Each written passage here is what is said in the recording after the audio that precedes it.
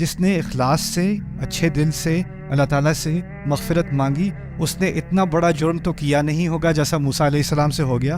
تو آپ کے گناہ کی جو بھی اس کا سائز ہے اس سے کوئی فرق نہیں پڑتا. اس کی جتنی بھی مقدار ہے اس سے فرق نہیں پڑتا. فرق صرف ایک بات سے پڑتا ہے کہ آپ نے واقعی میں توبہ کی ہے کہ نہیں. اگر واقعی میں توبہ کی ہے تو تسلی کر لیں کہ اللہ تعالیٰ نے معاف کر دیا, اور اب آگے کی سوچیں کہ آگے اچھا کیا کرنا ہے. اس کے بارے میں بار بار سوچنے کے بجائے روز اسی غلطی کا خیال. یہ آخری بات یاد رکھ لینا, انسان معاف نہیں کرتا, اللہ معاف کر دیتا ہے.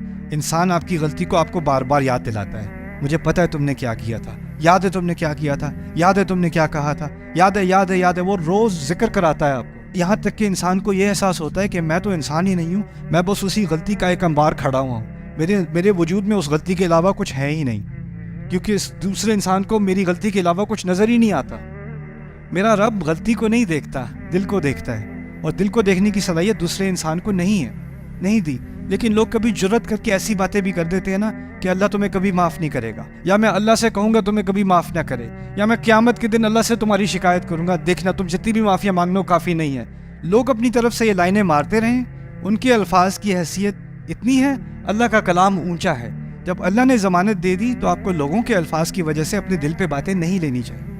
اسی لیے کہا اللہ تعالیٰ نے وَكَلِمَةُ اللَّهِ هِيَ الْعُلْيَا, اللہ کا کلام سب سے اونچا ہے. جب اللہ نے کوئی بات کہہ دی تو اس کی ٹکر میں کسی کے کامنٹ یا کسی کا تانا یا کسی کا الزام یا کسی کی طرف سے وہ بڑی ضمانت دے کے کہیں اللہ آپ سے پوچھے گا. آپ کو کس نے کہا اللہ آپ سے پوچھے گا؟ آپ کو کہاں سے یہ علم ملا؟ یہ تو وَمَا كَانَ اللَّهُ لِيُطْلِعَكُمْ عَلَى الْغَيْبِ, اللہ تمہیں کوئی غیب کی خبر دینے والا نہیں ہے. اللہ نے تمہیں اور مجھے کوئی خبر نہیں بتائی کہ کس کا کیا حساب ہونا ہے قیامت کے دن, اور کون بولے گا. کیسے کہہ سکتے ہو کہ قیامت کے دن میں یہ اللہ سے یہ کہوں گا یا یہ کہوں گی؟ جس دن اللہ تعالیٰ کہہ رہے ہیں لا يتکلمون الا من اذن له الرحمن, جس دن کوئی بولے گا ہی نہیں سوائے کہ اللہ الرحمن اجازت دے دے.